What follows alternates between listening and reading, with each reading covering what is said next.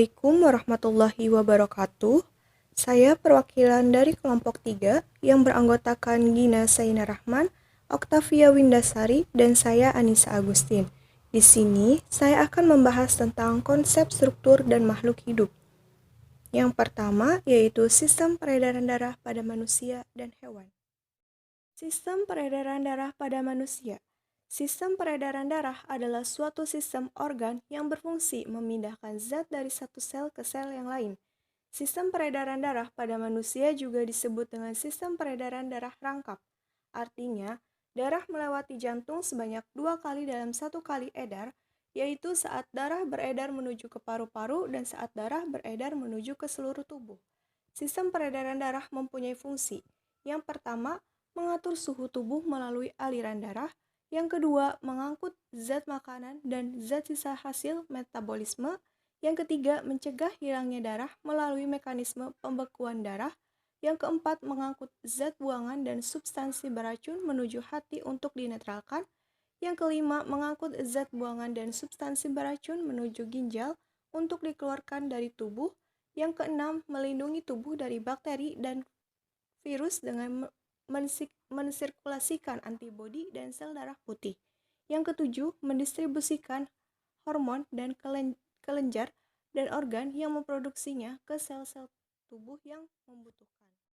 Pertama, darah. Darah merupakan suspensi berwarna merah yang terdapat dalam pembuluh darah. Warna merah ini dapat berubah-ubah, kadang-kadang berwarna merah tua dan kadang-kadang berwarna merah muda. Hal ini tergantung pada kadar oksigen dan karbon dioksida yang terkandung di dalamnya. Dalam tubuh manusia mengalir sekitar 6 liter darah. Darah manusia terdiri dari 2 komponen, yaitu sel-sel darah dan plasma darah atau cairan darah. A. Sel-sel darah. Lapisan atas berupa cairan darah atau plasma darah. Lapisan bawah merupakan sel-sel darah yang terdiri dari eritrosit, sel-sel darah merah, leukosit, sel-sel darah putih, trombosit, keping-keping darah atau sel pembeku darah. Yang pertama kita bahas tentang eritrosit, sel darah merah. Eritrosit merupakan komponen utama sel darah yaitu sekitar 99%. Setiap milimeternya, darah pada seorang laki-laki mengandung kurang lebih 5 juta sel darah merah, pada seorang perempuan kurang lebih 4 juta sel darah merah. Berbentuk bikonkav sehingga memiliki permukaan yang lebar, tidak berinti sehingga tidak dapat hidup lama, berwarna merah karena mengandung hemoglobin. Hemoglobin yaitu molekul kompleks dari protein dan molekul besi hemin. Hemoglobin berperan mengikat oksigen dan karbon dioksida. Yang kedua, sel darah putih atau leukosit. Leukosit memiliki inti sel sehingga dapat bertahan hidup berbulan-bulan, tidak mengandung hemoglobin sehingga tidak berwarna merah, ukurannya lebih besar daripada eritrosit. Leukosit dibentuk di dalam sumsum merah, limfa, dan kelenjar getah bening. Yang ketiga, keping darah atau trombosit. Trombosit berbentuk oval, tidak berinti, berukuran kecil yaitu sekitar 3-4 mm. Pada umumnya setiap milimeter kubik darah terdapat 150.000 sampai 350.000 trombosit. Trombosit dibentuk dalam sumsum tulang dan mempunyai umur lebih kurang 10 hari. Trombosit mudah pecah dan akan mengeluarkan enzim trombosit atau tromboplastin. Enzim ini berperan dalam proses pembekuan darah. 2. Jantung. Jantung terletak dalam rongga dada. Ukuran jantung sebesar genggaman tangan pemiliknya dengan berat sekitar 300 gram. Jantung dalam sistem sirkulasi berfungsi sebagai alat pemompa darah. Jantung tersusun atas otot jantung, miokardium. Bagian jantung luar dilapisi oleh selaput jantung, perikardium. Perikardium terdiri dari 2 lapisan. Lapisan luar disebut lamina panistalis dan lapisan dalam yang menempel pada dinding jantung disebut dengan lamina visceralis. Mempunyai 4 ruangan yaitu atrium sinister, serambi kiri, atrium dexter, serambi kanan, ventricle sinister bilik kiri dan ventricle dexter bilik kanan. Antar sisi kiri dan kanan jantung dipisahkan oleh septum sekat yang berupa otot yang padat. Pembuluh darah. Selain alat pemompa, darah juga memerlukan pembuluh untuk dapat beredar ke seluruh tubuh. Pembuluh ini berbentuk bulat dengan ukuran berbeda-beda dan berdiameter antara 0,01 mm hingga 10 mm. Ada 3 macam pembuluh darah, yaitu arteri, vena, dan kapiler. Ketiga pembuluh darah tersebut selalu berhubungan satu dengan lainnya dan membentuk suatu sistem. Yang pertama itu ada arteri, pembuluh nadi. Arteri merupakan pembuluh darah yang membawa darah keluar dari jantung.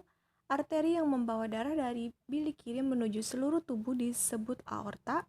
Sementara itu, pembuluh yang membawa darah dari bilik kanan menuju paru-paru disebut arteri pulmonalis. Arteri mengandung darah kaya oksigen, kecuali arteri pulmonalis mengandung darah kaya karbon dioksida. Arteri bercabang-cabang membentuk cabang lebih kecil yang disebut dengan arteriole. Arteriole ini membentuk cabang-cabang lebih kecil dan ujung-ujungnya berhubungan langsung dengan sel-sel tubuh. Yang kedua, vena, pembuluh balik. Vena merupakan pembuluh yang membawa darah ke jantung. Vena bercabang-cabang, membentuk venula. Venula membentuk cabang-cabang lebih kecil yang disebut dengan kapiler. Vena yang berhubungan langsung dengan jantung atau paru-paru dikenal dengan vena cava. Vena mengandung banyak darah kaya karbon dioksida, kecuali vena pulmonalis mengandung banyak oksigen. Vena merupakan pembuluh berdinding lebih tipis, kurang elastis, dan lubang pembuluh lebih besar daripada arteri. Yang ketiga, kapiler. Kapiler merupakan pembuluh darah berukuran kecil sebagai perpanjangan arteri dan vena. Dinding sel pembuluh ini bersifat permeable, sehingga cairan tubuh dan zat-zat terlarut dalam keluar masuk melalui dinding selnya. Selain itu juga terjadi pertukaran oksigen, karbon dioksida, zat-zat makanan, serta hasil-hasil ekskresi dengan jaringan yang ada di sekeliling kapiler.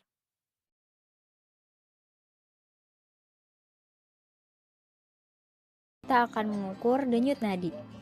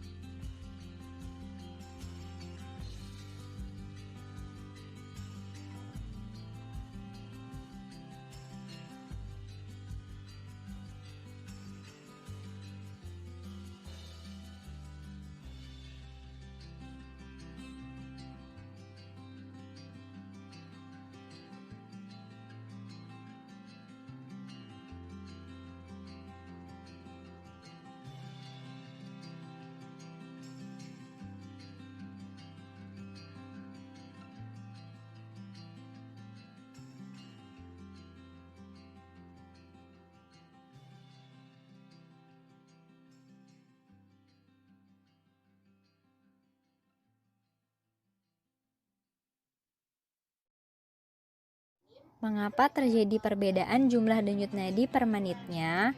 Karena perbedaan posisi tubuh dan kegiatan fisik yang telah dilakukan terlihat ketika kita sedang berbaring, sedang duduk, dan sedang berdiri dalam posisi yang santai, maka denyut nadi akan berdenyut dengan normal. Sedangkan ketika kita sehabis berolahraga, denyut nadi akan cenderung berdenyut lebih cepat.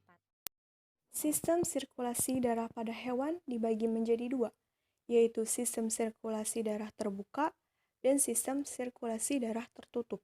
Sistem sirkulasi darah terbuka, darah dan cairan lainnya tidak selamanya diedarkan melalui pembuluh darah. Namun, pada saat tertentu darah meninggalkan pembuluh darah dan langsung beredar di dalam rongga-rongga tubuh dan akhirnya kembali lagi ke dalam pembuluh. Sistem sirkulasi darah terbuka terdiri dari jantung, sejumlah sinus rongga, dan sejumlah arteri. Jantung berotot tebal berbentuk sadel atau tabung yang terbungkus oleh perikardium. Arteri merupakan saluran yang berasal dari jantung dan mempunyai katup-katup. Berikut ini sirkulasi darah terbuka pada beberapa hewan. Contohnya pada udang. Mula-mula darah dipompa dari jantung melalui pembuluh darah menuju bagian bawah tubuh seperti bagian kaki. Darah dari bagian kaki mengalir menuju insang bagian kiri dan kanan tanpa melalui pembuluh. Di insang, darah mengikat oksigen dan kemudian kembali ke jantung. Pada moluska, alat sirkulasi darah siput terdiri atas jantung dan pembuluh darah yang masih sederhana.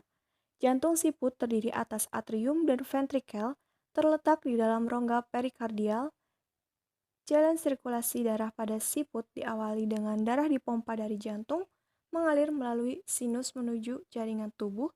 Dari jaringan tubuh, darah kembali lagi ke jantung. Pada serangga, serangga memiliki alat sirkulasi darah terbuka yang terdiri atas jantung yang berruas-ruas dan aorta. Serangga tidak memiliki pembuluh kapiler dan vena. Darah serangga tidak berwarna karena tidak mengandung hemoglobin, tetapi mengandung hemosianin. Darah serangga hanya digunakan untuk mengangkut sari makanan dari usus ke seluruh tubuh. Yang kedua, sistem sirkulasi darah tertutup. Contohnya pada cacing tanah. Sistem sirkulasi pada cacing tanah terdiri atas 5 pasang jantung pembuluh atau jantung semu yang terletak pada segmen tubuh 7 hingga 11. 5 pembuluh darah sejajar dengan panjang tubuh. Pada setiap segmen tubuh terdapat sepasang pembuluh penghubung. Yang kedua pada ikan. Alat sirkulasi darah ikan terdiri atas jantung dan sinus venosus. Jantung terdiri atas 2 ruangan yaitu atrium dan ventrikel. Jantung terletak di belakang insang, yaitu di dalam proses sirkulasi darah bermula dari darah yang kaya CO2 dari seluruh tubuh kembali ke jantung melalui vena dan berkumpul di sinus venosus, kemudian masuk ke atrium, dilanjutkan ke ventrikel, dan dipompa menuju insang melewati konus arteriosus. Yang kedua, sistem pernapasan pada manusia dan hewan. Sistem pernapasan pada manusia adalah suatu proses mulai dari pengambilan oksigen, pengeluaran karbohidrat, hingga penggunaan energi di dalam tubuh. Manusia dalam bernapas menghirup oksigen dalam udara bebas dan membuang karbon dioksida ke lingkungan. Respirasi dapat dibedakan menjadi 2 jenis, yaitu respirasi luar, merupakan pertukaran antara oksigen dan karbon dioksida antara darah dan udara. Yang kedua, respirasi dalam merupakan pertukaran oksigen dan karbon dioksida dari aliran darah ke sel-sel tubuh. 2. Faring tenggorokan. Udara dari rongga hidung masuk ke faring. Faring merupakan percabangan 2 saluran, yaitu saluran pernapasan nasopharynx pada bagian depan dan saluran pencernaan oropharynx pada bagian belakang. Pada bagian belakang faring posterior terdapat laring, tekak, tempat terletaknya pita suara, pita vokalis.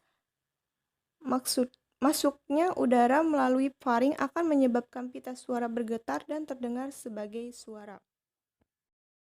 Trakea, tenggorokan berupa pipa yang panjangnya kurang lebih 10 cm, terletak sebagian di leher dan sebagian di rongga dada. Torak, dinding tenggorokan tipis dan kaku, dikelilingi oleh cincin tulang rawan dan pada bagian dalam rongga bersilia. Silia-silia ini berfungsi menyaring benda-benda asing yang masuk ke saluran pernapasan. Yang keempat, pangkal tenggorokan atau laring. Laring merupakan suatu saluran yang dikelilingi oleh tulang rawan. Laring berada di antara orofaring dan trakea, di depan laryngofaring. Salah satu tulang rawan pada laring disebut dengan epiglotis. Epiglotis terletak di ujung bagian pangkal laring. Bronkus. Tenggorokan trakea bercabang menjadi dua bagian, yaitu bronkus kanan dan bronkus kiri. Struktur lapisan mukosa bronkus sama dengan trakea. Hanya tulang rawan bronkus berbentuk tidak teratur, dan pada bagian bronkus yang lebih besar, cincin tulang rawannya melingkari lumen dengan sempurna. Bronkus bercabang-cabang lagi menjadi bronkiolus. Batang tenggorokan bercabang menjadi dua bronkus, yaitu bronkus sebelah kiri dan sebelah kanan. Kedua bronkus menuju paru-paru. Bronkus bercabang lagi menjadi bronkiolus. Paru-paru terletak di dalam rongga pada bagian atas. Di bagian samping dibatasi oleh otot dan rusuk, dan di bagian bawah dibatasi oleh diafragma yang berotot kuat. Paru-paru ada dua bagian, yaitu paru-paru kanan yang terdiri atas 3 lobus dan paru-paru kiri yang terdiri atas 2 lobus. Paru-paru dibungkus oleh 2 selaput yang tipis disebut dengan pleura. Sistem pernapasan pada hewan invertebrata. Yang pertama pada porifera. Porifera bernapas dengan cara memasukkan air melalui pori-pori ostium yang terdapat pada seluruh permukaan tubuhnya. Proses pernapasan yang selanjutnya dilakukan oleh sel leher koanosit, yaitu sel yang berbatasan langsung dengan rongga spongocule. Aliran air yang masuk melalui ostium menuju rongga spongocule membawa oksigen sekaligus zat makanan. Pengikatan oksigen dan pelepasan karbon dioksida dilakukan oleh sel leher koanosit. Selain melakukan fungsi pernapasan, sel leher sekaligus melakukan proses pencernaan dan sirkulasi zat makanan. Selanjutnya, air keluar melalui oskulum. Pernapasan pada hewan berongga. Hewan hidra, pertukaran gas pada hidra terjadi secara langsung pada permukaan tubuhnya. Hal ini karena hidra tidak mempunyai organ khusus untuk pernapasan, pembuangan hasil ekskresi, dan juga tidak mempunyai darah serta sistem peredaran darah. Semua organ-organ itu bagi hidra tidak diperlukan, sebab tubuhnya tersusun atas deretan sel-sel yang sebagian besar masih bebas bersentuhan langsung dengan air yang ada di sekitarnya.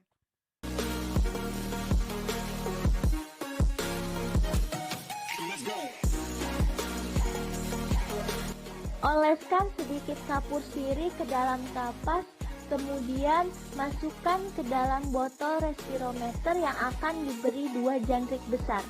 Lakukan hal yang sama untuk botol respirometer yang akan diberi 1 jangkrik kecil.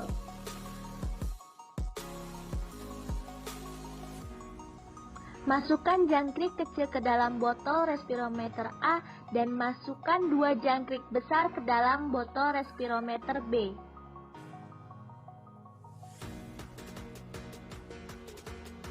Tutuplah kedua botol respirometer dengan plastisin yang sudah diberi sedotan. Dengan menggunakan pipet tetes, tetesilah ujung pipa pada respirometer dengan air yang diberi pewarna merah. Kemudian lakukanlah pengamatan secara bersamaan. Let's go!